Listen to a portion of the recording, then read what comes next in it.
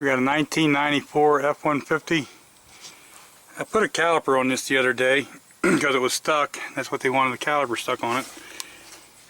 So I did it here, and then a few days later he brings it back and it's leaking right here out of this line. So let's take that out of there and we'll run a new line. I'll show you why. That line comes up through here and then yep. So we're going to try to get the line out of the fitting here and everything, and we'll get this line taken off and then we'll make a new one. Now I could probably take that brake pedal in there and push it halfway down and put a stick in it or something to hold it there. And that would stop a lot of fluid loss, but I think we're just going to take the line off and see what we got. Now this is what, a 5/8. The line does come loose, but the whole thing turns. So what I think I'm going to do is work on the bottom. I'll just take a little bit of penetrating wheel and put on here. Maybe it'll help, maybe it won't. Okay, so that nut's already boogered up. But I got these, I like these. I'm going to see if I can get these to clamp on there. If I can, I'll use a regular pair. These seem to grip pretty good without squeezing the fitting and making it out around. I got it loose, but man, was that thing ever tight. So I put this other pair of vice grips on here. I didn't squeeze it hard enough to crush anything, but just enough so I could hold up when I turned that. So let's go ahead and get that brake line out of there. And then we'll see about getting it out of the top up there. And we might just have to cut the line or take that compression fitting apart and do it that way. So I put a little bit of pressure on the brake pedal just to keep it from leaking out. It was just running out real fast. So all I did is I clamped this on here on the nut, and I took and hit on the end of this line because it was fairly straight, and I got lucky, it actually moved. So now I can I'll probably cut this off, take a Dremel or something, just cut it off, then I can clamp onto here and I just twist and turn, it'll come out. If you can't get it out, you can always take a 3/16 drill bit, cut it off flush and drill down through it. So now we'll clean this all out real good, that hole out, and then we can reuse this fitting. Gotta make sure that little taper part right here is good. Now this is what I've been using for a flaring tool. I like it. 3/16, an Allen wrench, deburring tool, this, and this is what we need for now. So I re-flared this end with a new fitting, ran it into here, and I just got that tight enough to locate it. And then we're gonna go upstairs here and do what we got to do up there. Okay, see there, I just kind of got it roughly there. I'm going to cut this line here to flare it. And I kind of got a loop. Once I get the two ends attached, I can go back by hand and kind of tidy up the nickel copper. That's what I like about it. So it's almost like bending copper. Okay, so you're going to take a reamer and clean the inside of the hole out. Probably the most important part is put the fitting on before you start flaring. And then we're going to do the same thing as we always do. I have a video of this flaring stuff. We're going to put this on there, maybe, and then we're going to take this die. Let me find it. I got this die for it. See how this is bigger at the bottom, that first step? You're going to put this on here, and you're going to put that much your tubing out. You want the tubing just to be up to the even with this top of that bottom groove. I don't know if you'll be able to see it or not, but that's what you want. You want that to be about the same height as that ring. You're going to flip this over and put that piece down in the line. And then you can screw this other piece on wherever it went to. Back this thing out and then you just screw this on. And then we'll tighten it down until it gets snug. Remove this piece.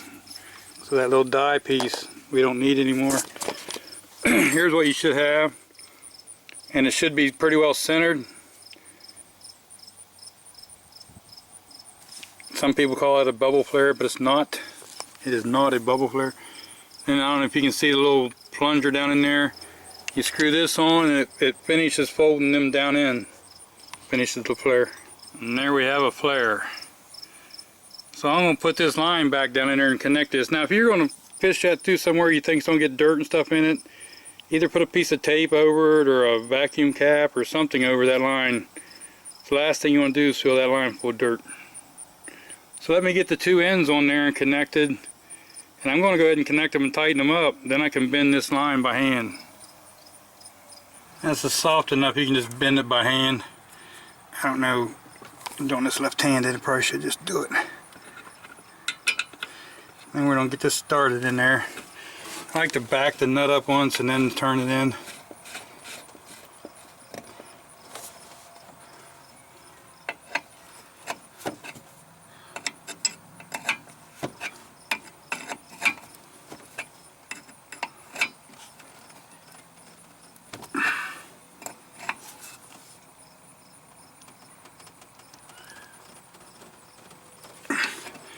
That'll be plenty tight. If it does any leaking, we can fix that. See what I'm saying? You can just bend this line anywhere you want to. Looks okay from here, I guess. Let's go down there and see what it looks like. I think we'll be okay. We could probably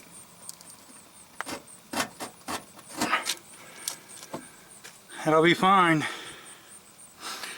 So the next thing I'm going to do is going to take everything off the brake pedal.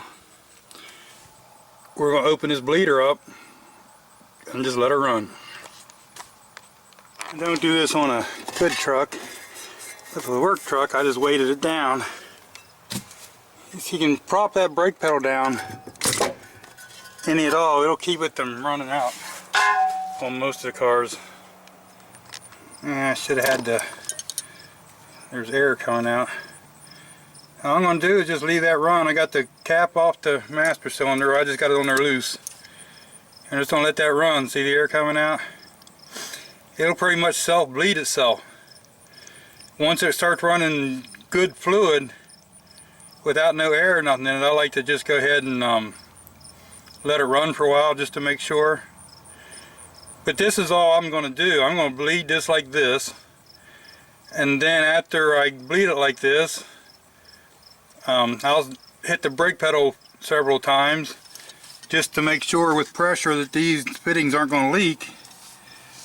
And then I might let it set for a little bit after that and do this one more time. But gravity bleeding is how I do a lot of my brakes, especially on the older stuff.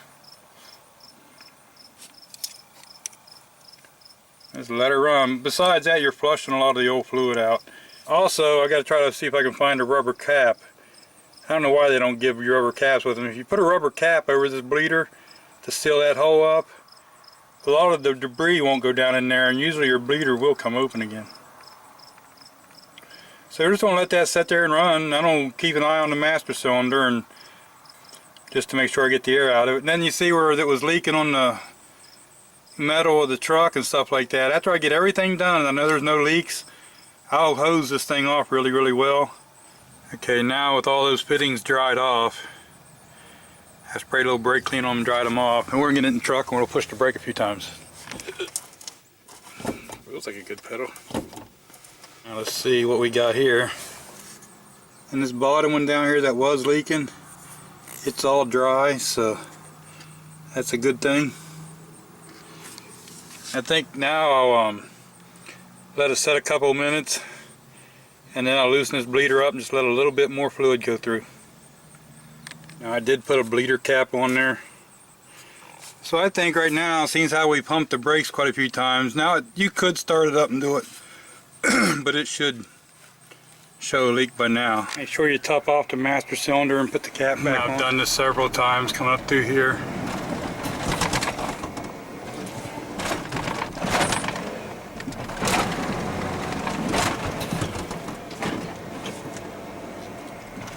Now we're going to check and make sure there's no leaks.